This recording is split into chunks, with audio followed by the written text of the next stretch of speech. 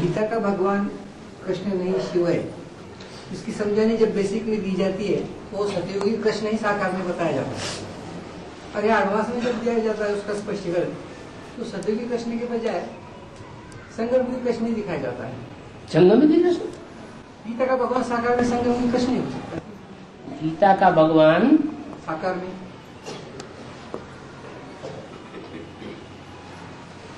पहले तो ये पक्का करना पड़े कि जो बताने वाले हैं वो गीता के भगवान को साकार समझते हैं या सिर्फ निराकार समझते हैं। जो असली गीता का भगवान है वो साकार बुद्धि में है या निराकार बुद्धि में? वो तो निराकार ही है, लेकिन बताने के लिए तो उसके साकार निराकार है। निराकार है। अगर निराकार है तो गीता पति कैसे कहा जाएगा? क्योंकि निराकार शिव ज्योति बिंदु की आत्मा वो तो सिर्फ निराकार आत्माओं का बाप है या पति भी है? बाप है, तो पति तो नहीं कहा जा सकता। गीता पति भगवान जब कहा जाता है तो पति तो साकार होना चाहिए, फिर गीता भी साकार होनी चाहिए।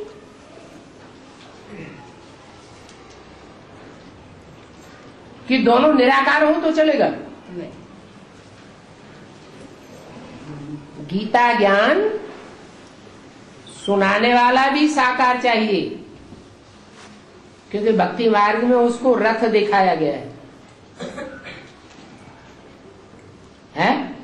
नहीं तो दो सेनाओं के बीच में रथ पर सवार होकर के गीता नहीं सुनाई जाती। दो सेनाएं और उनके नायक महानायक क्रोध में हो, लड़ाई लड़ने के लिए आमने सामने खड़े हो, मारकाट मचाने के लिए, कोई गीता ज्ञान सुनेगा?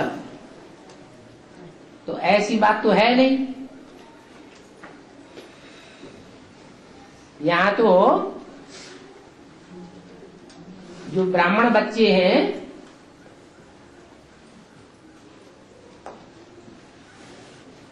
वो आत्मिक स्थिति में स्थित होने वाली चाहिए। उनमें नंबरवार हैं।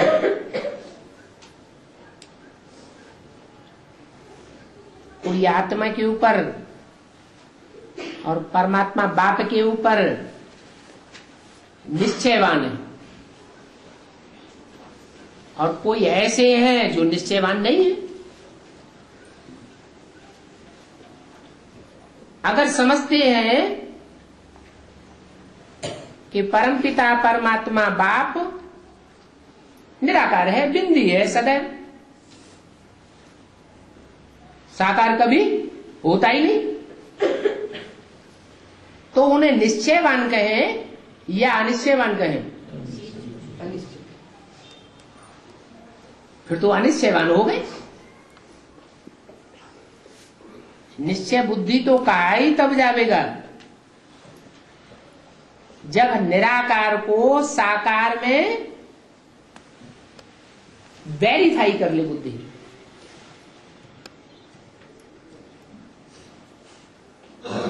खुद भी समझ लें और दूसरों को समझाने की भी सामर्थ्य रखें,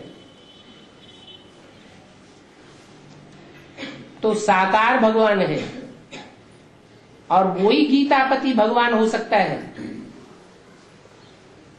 और गीता भी साकार होनी चाहिए। तो फिर फैसला किया जाए कि वो साकार कौन?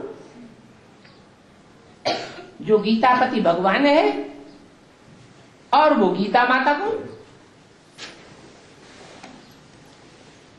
गीता माता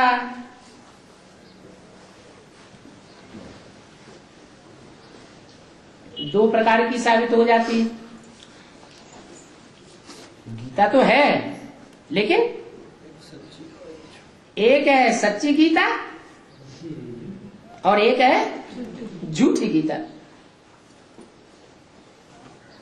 माता तो है,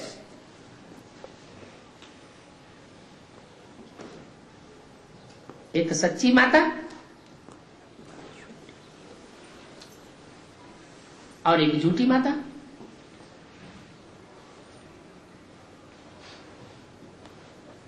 आदि से अंत तक बाप की बन करके रहे तो सच्ची माता, और बीच में धोखा दे जाए, बाप को भी डुबो दे और खुद भी डूब जाए, तो उसको सच्ची गीता कहेंगे, तो झूठी गीता हो गई।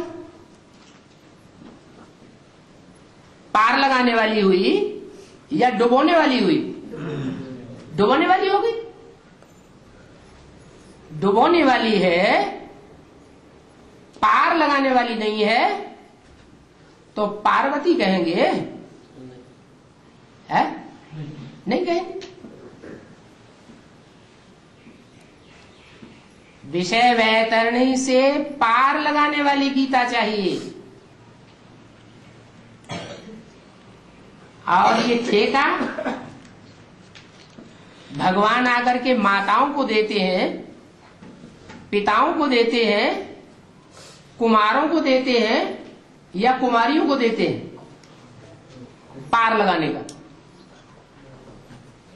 किसको ठेका देते हैं? माताओं को देते हैं।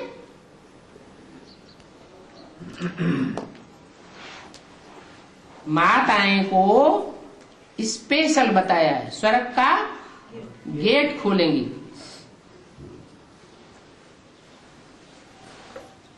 फिर कोई ऐसी माताएं भी होंगी जो नरक का दरवाजा खोल के बैठ जाती है। आओ हम नरक बने, नरक बना दें।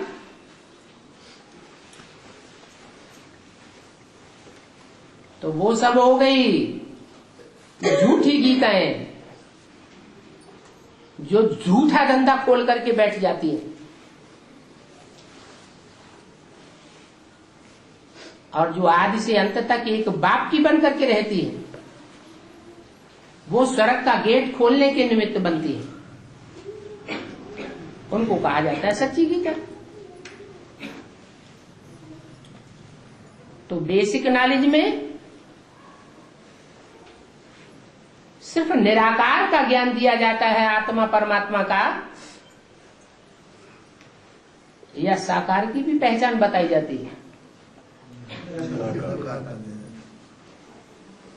आत्मा रूपी बच्चा, भले मनुष्य सृष्टि का पहला पत्ता रूपी बच्चा क्यों न हो, उसके भी जन्म जन्मांतर की पहचान,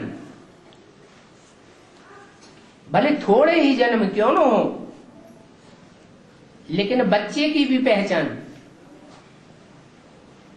और आत्मा के अनेक जन्मों की पहचान, और फिर उस आत्मा रूपी बच्चे के बाप की भी पहचान, एक जन्म की पहचान या मुख्य मुख्य अनेकों जन्मों की पहचान हो, है? अनेकों जन्मों की पहचान हो जाए।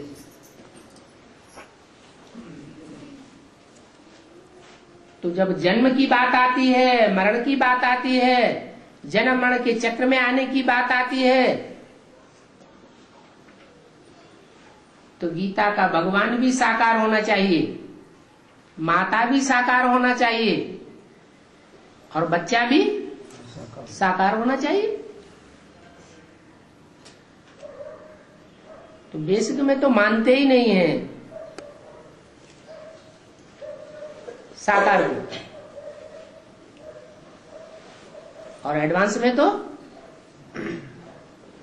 निराकार बाप ज्योति बिंदु को जब तक साकार में न पहचान ले, नाम रूप धाम गुण कर्तव्य से न पहचान ले, पूरा आता पता न मिल जाए, तब तक पहचाना हुआ नहीं कहा जाता। प्रजापिता ब्रह्मा कुमार नहीं कहा जाएगा। तब तक क्या कहा जाएगा? ब्रह्मा कुमार तो है, अम्मा की तो पहचान है, लेकिन बाप की पहचान नहीं कहेंगे।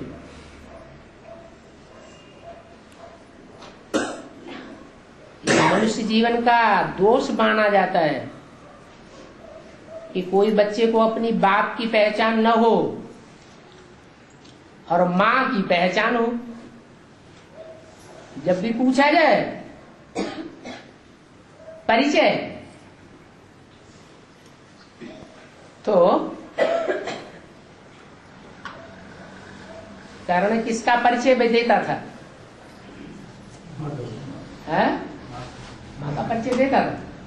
माँ के बारे में उसे पता था? है? नहीं पता था। हमको तो पता है माँ हमारी कौन है? मनुष्य शक्ति की। और मनुष्य शक्ति का पिता भी कौन है?